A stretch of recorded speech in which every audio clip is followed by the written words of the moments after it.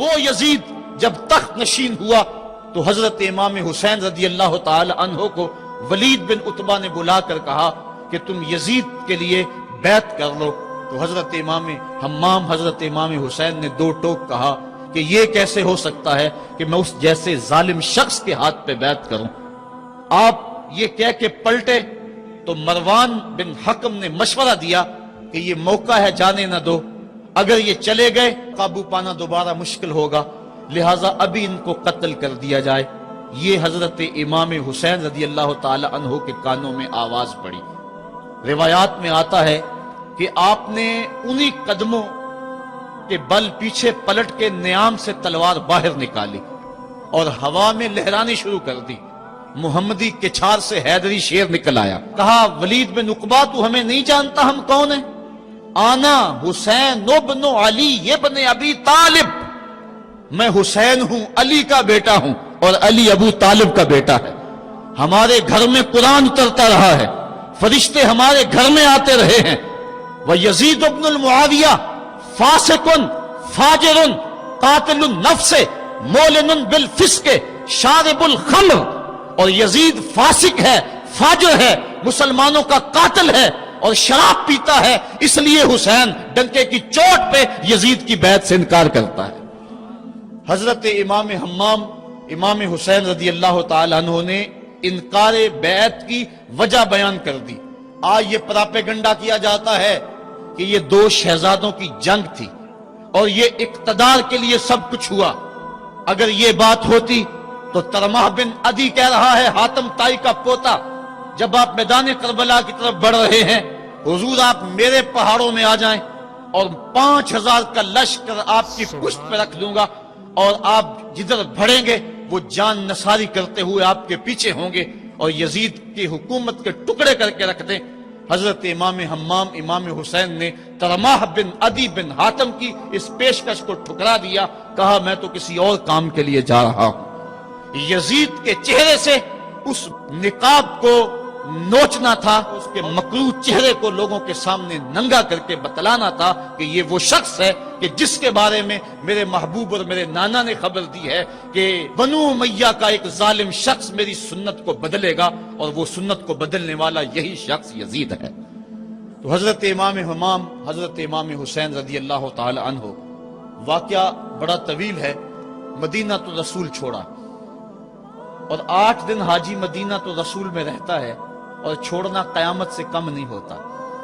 اور حسین تو پیدا مدینے میں ہوئے تھے، ان کا مسکن مدینے میں، وہ کھیلنے کے لیے نکلتے تھے تو مسجد نبوی کا صحن ہوتا تھا. حضرت امام حسین کے گھر کا دروازہ مسجد نبوی کے اندر کھلتا تھا. وہ حسین جو مسجد نبوی میں کھیلتا رہا، حضور کے کندھوں پہ سواری کرتا رہا، اور حضور ان کو پکڑ کے اپنے پاؤں پہ اور اپنی رانوں پہ اور اپنے پیٹ پہ اور اپنے سینے پہ بٹھاتے رہے، جن کے لیے حضور خطبہ چھوڑتے رہے، سجدوں کو طول دیتے رہے. وہ حسین ابن علی آج اس شہر مدینہ کی بہاروں کو چھوڑ رہے ہیں. حضور کی بارگاہ میں آخری سلام کہہ کے اپنی والدہ ماجدہ کی حضور سلام کہنے کے بعد حضرت امام حمام مدینہ تو رسول سے مکہ المکرمہ گئے. وہاں پہنچ کے آپ نے ماہ شعبان، ماہ رمضان، ماہ شوال اور ماہ ذیقعد اور ذی الحج کے کچھ دن گزارے. 2 ذی الحج کو، یا ایک روایت میں 7 یا 8 ذی الحج کو پھر شہر مکہ بھی چھوڑ دیا. قصہ طویل ہے کہ 150 خطوط تھے کوفیوں کے، جنہوں نے لکھا تھا کہ ہمارا امام کوئی نہیں، آپ آئیں اور ہم آپ کی قیادت کے اندر حق کا علم لہرانا چاہتے ہیں. صحابہ نے ان کی بے وفائی اور بے مروتی کا تذکرہ کیا تو حضرت امام حمام نے فرمایا میں جانتا ہوں ان کے رویوں کو، لیکن اب انہوں نے چونکہ مجھے خط لکھے ہیں اور اگر میں نہ گیا تو وہ قیامت کے دن کہیں گے کہ مالک ہم نے تو تیرے رسول کے نواسے کو بلایا تھا، وہ ہماری مدد کے لیے نہیں پہنچا. فرمایا اگر میں جاتا ہوں اور کلمہ حق بلند ہو جاتا ہے تو پھر بھی درست، اور اگر وہ بے وفائی کرتے ہیں اگر اس رستے میں مجھے جان دینا پڑتی ہے تو پھر بھی کوئی بات نہیں، پھر بھی میں مراد کو پہنچا ہوا اپنے آپ کو پاؤں گا. آپ مکہ المکرمہ سے کوفہ کی سمت روانہ ہوئے. رستے میں حضرت مسلم بن عقیل کی شہادت کی خبر ملی، لیکن پھر بھی آگے بڑھتے چلے گئے۔ کوفہ سے 2 منزل دور حر بن یزید ریاحی 1000 کے لشکر کے ساتھ مزاحم ہوا اور آپ کو روک کر میدان کربلا میں لے گیا۔ آپ نے کہا کہ میں یزید کی بیعت کسی صورت میں نہیں کروں گا، جس سے صرف حق ہی قبول ہو، یہی جس کا اصل اصول ہو، جو نہ جھک سکے جو نہ بک سکے، اسے کربلائیں ہی راس ہیں۔ حضرت امام حسین امام حمام کربلا کے تپتے ہوئے ریگزار کے اندر 2 محرم کو پہنچے اور 9 محرم تک آپ مختلف انداز سے مفاہمت کی بات اس انداز سے کرتے رہے کہ میں بیعت نہیں کروں گا، لیکن کچھ تو خون سے بھی بچنا چاہتا ہوں۔ لیکن ان کا ایک ہی مطالبہ تھا کہ ہر صورت میں بیعت کرنا ہوگی، اس کے علاوہ کوئی صورت نہیں ہے۔ ان کا یہ مطالبہ تھا، ان کی بات یہ تھی کہ بیعت تو میں کسی صورت نہیں کر سکتا، چونکہ انکار بیعت کی جو وجہ آپ نے وہاں بیان کی وہ وجہ بہر صورت موجود تھی، اس لیے کہا کہ کسی صورت میں میں یزید کے ہاتھ پہ بیعت نہیں کر سکتا۔ خیر وقت گزرتا گیا، پھر 9 کو یہ بات طے ہو گئی کہ لڑنے کے لیے تیار ہو جاؤ اگر تم نے بیعت نہیں کرنی۔ بیعت کرنے کی صورت میں مراعات سے نوازا جا رہا تھا، بڑے سے بڑا شہنشاہ بھی ہوتا اس کے پاؤں میں بھی لغزش آ جاتی، لیکن حضرت امام حسین رضی اللہ تعالیٰ عنہ نے فرمایا کہ یہ تخت و تاج کیا چیز ہیں، جن کی مسند محبوب کی گلی میں لگی ہو وہ تخت سکندری پہ کبھی تھوکا بھی نہیں کرتے۔ مجھے ان تخت و تاج کی پرواہ نہیں، میں تو کلمت الحق کے اعلیٰ کے لیے میدان عمل میں آیا ہوں۔ آپ نے مقام بیضا پہ خطبہ دیتے ہوئے کہا تھا کہ لوگوں میں جانتا ہوں کہ میرے ساتھ کیا ہونے والا ہے، لیکن اس کے باوجود میں میدان میں اس لیے جا رہا ہوں وَلَكُمْ فِيَّ أُسْوَةٌ کہ میری زندگی تمہارے لیے ایک نمونہ بن جائے۔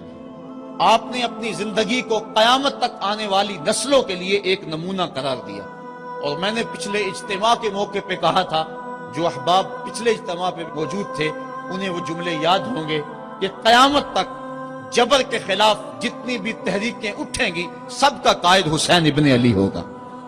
انسان کی عقل اور منطق اس کو یہ دلیلیں دیتی ہے کہ تم جبر کے خلاف اگر میدان میں آئے تو کٹ جاؤ گے، ٹکڑے کر دیے جائیں گے۔ جبر سے مفاہمت کر لو، لیکن عشق سکھاتا ہے مفاہمت نہ سکھا، جبر ناروا سے مجھے، میں سر بکف ہوں لڑا دے کسی بلا سے مجھے۔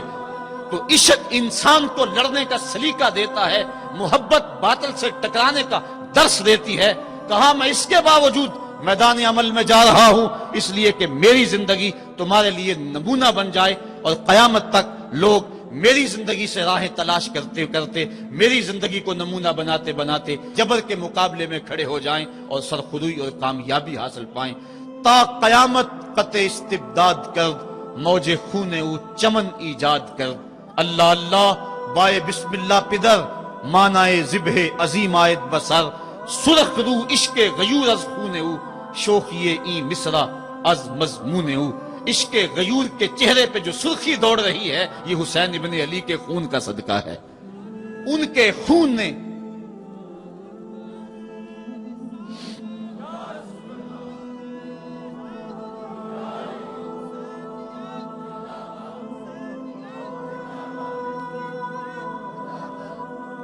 آپ نے 9 کی شب کو چراغ بجھا دیے، کہا یہ میری جان کے دشمن ہیں، تم اگر جانا چاہو تو جا سکتے ہو، میرے بعد تمہیں کوئی نہیں پوچھے گا۔ لیکن جانثاروں نے کہا یہ کیسے ہو سکتا ہے کہ آپ کا ساتھ چھوڑ کے چلے جائیں۔ پھر عاشورے کی وہ رات جو درد و اندوہ سے بری ہوئی رات تھی، ساری رات عبادت میں گزاری۔ ایک طرف شراب چل رہی ہے اور دوسری طرف آنکھوں سے عشق رسول کی مستی چھلک رہی ہے۔ تہجد کا وقت ہوا، نماز تہجد ادا کی، شہزادہ علی اکبر نے اذان پڑھی، اور کربلا کے ریگزار میں ان کی یہ آخری باجماعت نماز تھی۔ ریگستان کربلا کے ذرے گواہ ہو گئے ان کے سجدوں کے۔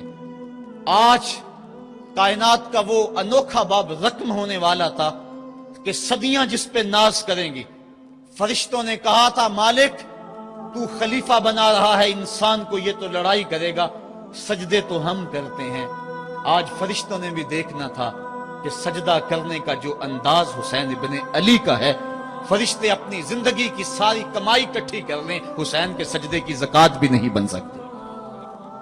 جب جبر کی تیغیں چمکنے لگیں اور ایک ایک کر کے آوان و انصار جام شہادت نوش کرنے لگے، کبھی واہب شہید ہو رہے ہیں، کبھی ظاہر شہید ہو رہے ہیں، کبھی اون و محمد کے لاشیں گر رہے ہیں، کبھی قاسم کی جوانی لٹ رہی ہے، کبھی جواں اکبر کی آواز کربلا کے ریک زاروں میں گونجتی ہے، یا ابا ہو ادرکنی، میرے باپ مجھے پکڑیے۔ تو حضرت امام حمام دوڑ کے جاتے ہیں اور اپنے جواں بیٹے کی لاش کو کندھوں پہ اٹھا کے خیموں تک پہنچا کے ہاتھ فضا میں بلند کرتے ہوئے عرض کرتے ہیں، ربنا تقبل منا ھذا القربان، مالک حسین کی یہ قربانی بھی قبول کر لے۔ معصوم علی اصغر کو ہاتھوں میں لے کر جب سوئے فرات بڑھے اور دو شاخہ تیر ان کے حلق میں پیوست ہوا، چلو میں خون لے کر آسمان کی طرف اچھال کے کہتے تھے، مالک میری یہ کمائی تھی، یہ بھی تیرے راہ میں قربان کرتا ہوں، حسین کی یہ ننھی قربانی بھی قبول کر لے۔ اب آیان و انصار اور اہل بیت کی ایک ایک کلی کربلا کے اندر کٹ گئی، فاطمہ کا سارا چمن اجڑ گیا، مصطفیٰ کی آل میدان کربلا کے اندر کٹ گئی۔ اب امام حمام ہاتھ میں تلوار لیے میدان عمل میں آئے اور آپ نے جو آخری خطبہ دیا تاریخ کے اوراق میں موجود ہے، لوگوں میرا حسب و نسب پہچانو، میں کون ہوں، میں کون ہوں، مجھے پہچانو، جلدی نہ کرو، ناحق خون اپنے ذمے نہ لو، میں وہ ہوں جو رسول کریم کے کاندھوں پہ کھیلتا رہا ہوں اور مجھے حضور نے لوریاں دے دے کے پالا ہے، میں حضور کی زبان چوسا کرتا ہوں۔ اس وقت دنیا پر کسی نبی کی بیٹی کا بیٹا موجود نہیں، میرا حق پہنچانو۔ لیکن اشقیاء کے آنکھوں کے آگے اندھیرا تھا۔ عمر بن سعد جو رے کی حکومت کے لالچ میں سب کچھ کرنے کے لیے تیار تھا، وہ حضرت سعد بن ابی وقاص کا بیٹا ہے، اور یہ وہ صحابی ہے جن کے لیے حضور کہتے تھے فدا کا امی و ابی، اے سعد میرے ماں باپ تیرے اوپر قربان ہو۔ غزوہ احد کے موقع پہ حضور ان کے لیے کہہ رہے ہیں، لیکن آج وہی میدان میں نکلا ہوا ہے۔ حضرت امام حمام امام حسین رضی اللہ تعالیٰ عنہ پھر میدان عمل میں آئے، اور پھر دشمنان اہل بیت کے ساتھ جس جرت اور پامردی کے ساتھ آپ نے لڑائی کی، اور آپ کی تیغ براں جس طرح ان کے سر کاٹتی اور ان کا خون چاٹتی رہی، تاریخ کے اوراق میں وہ روشن باب موجود ہیں۔ آواز آ رہی تھی، یہ کون ذی وقار ہے، یہ کون شاہ سوار ہے، لباس ہے پھٹا ہوا، چھدا ہوا، کٹا ہوا، لخت لخت کٹا ہوا، پھر بھی ہے ڈٹا ہوا، یہ بال یقین حسین ہے۔ یہ میدان کربلا کے اندر جبر کی تیغوں کے مقابلے میں کھڑے ہیں، حق بلند ہوتا ہے، باطل کے پاس جتنے مرضی لاؤ لشکر ہوں، باطل بزدل ہوتا ہے، اس کے سینے کے اندر وہ حرارت نہیں ہوتی جو حق کے سینے کے اندر ہوتی ہے۔ ذرا غور تو کرو، 22,000 کا لشکر جرار ان کے مقابلے میں، جو محتاط روایات کے مطابق، ورنہ 82 کی روایت بھی کتب تواریخ میں موجود ہے، بلا 72 افراد جو 3 دن سے بھوکے بھی اور پیاسے بھی ہیں، ان کے لیے 22,000 کا لشکر کیا معنی رکھتا ہے۔ لیکن باطل ہمیشہ بزدل ہوتا ہے، اگر حق میدان عمل میں کھڑا ہو جائے تو کائنات کی کوئی چیز اس کے سامنے نہیں ٹھہر سکتی۔ یہ سبق حضرت امام حمام کی قربانی نے ہمیں پیش کیا۔ 72 افراد جبر کے خلاف کھڑے ہیں، 71 افراد خاک و خون میں ان کے لاشیں مل گئے۔ اب حضرت امام حسین رضی اللہ تعالیٰ عنہ میدان کربلا میں، آپ نے آخری جو خطبہ ارشاد کیا جس کے الفاظ میں نے آپ کے سامنے رکھے، لیکن انہوں نے ایک ہی بات کہی کہ آپ بیعت کریں یا میدان میں آ جائیں۔ آپ نے کہا کہ میں تو کسی صورت بیعت کرنے کو تیار نہیں۔ پھر میدان عمل میں آئے، ان کو کاٹتے رہے، پھر گھوڑے کو ایڑ لگائی اور فرات کی لہروں میں آئے، پانی کا چلو بھرا اور لشکر اشقیاء کی طرف دیکھ کے کہا کہ تم نے میرے لیے پانی بند کیا، دیکھو آج حوض کوثر پہ بھی حسین کا قبضہ ہے، فرات کی لہروں پہ بھی حسین کا قبضہ ہے۔ لیکن آپ نے اس کے باوجود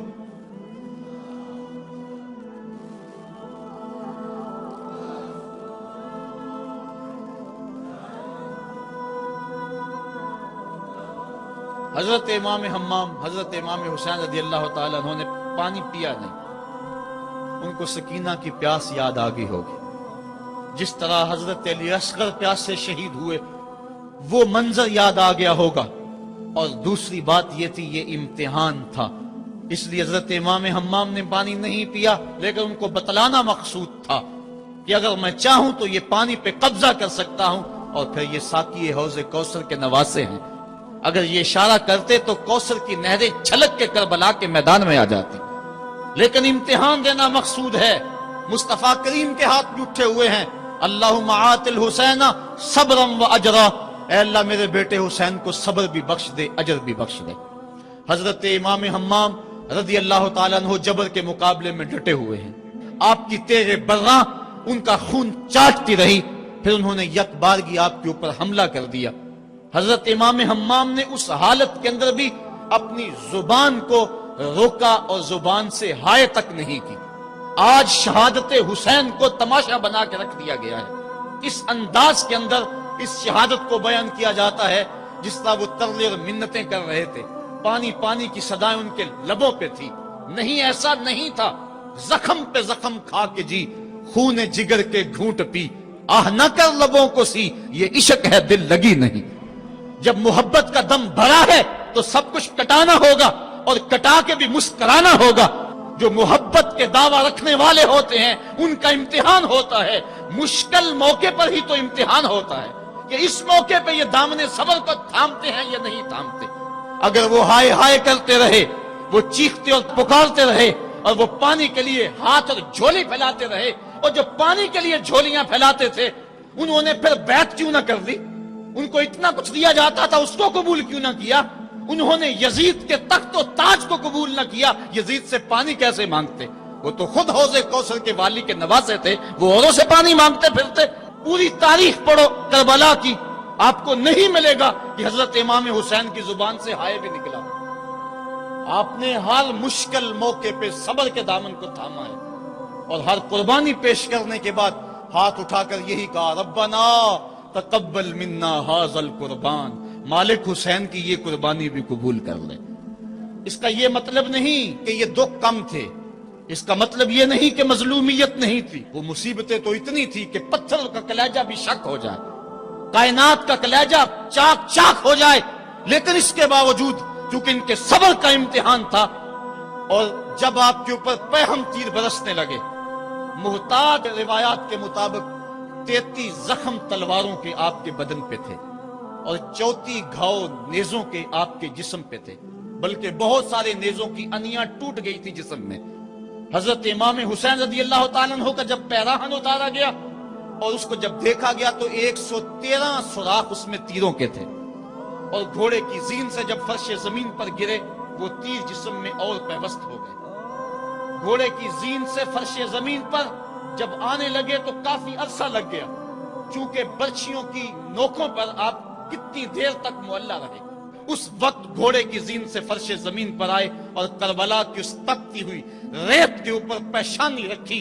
فوارے پھوٹ رہے تھے، کائنات دم بخود تھی، چرخ کہن کانپ رہا تھا. آج تک آسمان نے ایسا منظر نہیں دیکھا تھا، آج تک حوروں نے ایسا منظر نہیں دیکھا تھا. سورج بھی منہ چھپا رہا تھا عاشورے کے دن، یہ منظر اس سے بھی نہیں دیکھا جا رہا تھا. ریت کربلا کی کپ کپا رہی تھی. دشمنوں کے نرغے میں مصطفیٰ کا نواسا 3 دن کا پیاسا تیروں اور نیزوں کی برسات کے اندر نے پیشانی سجدے میں رکھ دی، اور آخری کلمات یہ تھے، اللہم رضن بقضائک وصبرا علی بلائک تسلیما لامرک سبحان ربی العالی. مالک، جو دکھ آئے، اذیتیں آئیں، مصیبتیں پہنچی، امتحان آیا، حسین اس پہ راضی ہو گیا، تیرے امر کو تسلیم کر لیا، تیری رضا پہ راضی ہوا. سب کچھ قربان کرنے کے بعد مالک حسین تیری تقدیر پہ راضی ہے. مالک تو بھی بتا، تو بھی حسین پہ راضی ہوا ہے یا کہ نہیں ہوا ہے؟ تو حضرت امام حمام کا سر اس وقت تن انور سے جدا کر لیا گیا جب آپ سجدے کے اندر جھکے ہوئے تھے. سجدے میں سر جھکا ہوا تھا کہ دست قاتل نے جدا کر دیا. ایک شخص حرم کعبہ کے حج کے لیے آ رہا تھا، لبیک اللہم لبیک کی صدائیں اس کے لبوں پہ تھی کہ اس کی شہادت ہو گئی، وہ فوت ہو گیا. آقا کریم کو خبر دی گئی، حضور فرمایا کل جب قیامت کا دن ہوگا تو جب یہ اٹھے گا تو جس حالت میں فوت ہوا ہے اس حالت میں اٹھے گا، اس کے لبوں پہ لبیک کی صدائیں ہوں گی۔ حسین ابن علی کا جب سر کٹا اور جب جسم سے تن انور سے ان کا سر انور جدا ہوا، اس وقت سر سجدے میں رکھا ہوا تھا۔ بندہ جس حال میں جاتا ہے قیامت کے دن اس طرح اٹھایا جاتا ہے۔ باقی لوگ قبروں میں اور انداز میں اٹھیں گے، حسین جب قبر سے اٹھے گا سر سجدے میں رکھا ہوا ہوگا۔ قیامت تک حسین نماز میں ہے، قیامت تک حسین نماز میں ہے، قیامت تک حسین سجدے میں ہے، قیامت تک حسین کا سر اللہ کے حضور جھکا ہوا ہے اور وقت کے یزیدوں کو للکار رہا ہے۔ وقت کے یزیدوں، تم اپنے اپنے دور میں پر پرزے نکالتے رہو گے، لیکن حسین کا سر اور حسین کے ماننے والوں کا سر کبھی بھی تمہارے سامنے نہیں جھکے گا۔ حسین کا سر کل بھی خدا کے سامنے خم تھا اور آج بھی خدا کے سامنے ہی سر خم ہے۔ تو حضرت امام حسین رضی اللہ تعالیٰ عنہ کا سر اس وقت کاٹا گیا۔ پھر Please subscribe AR Corner for the latest Islamic videos.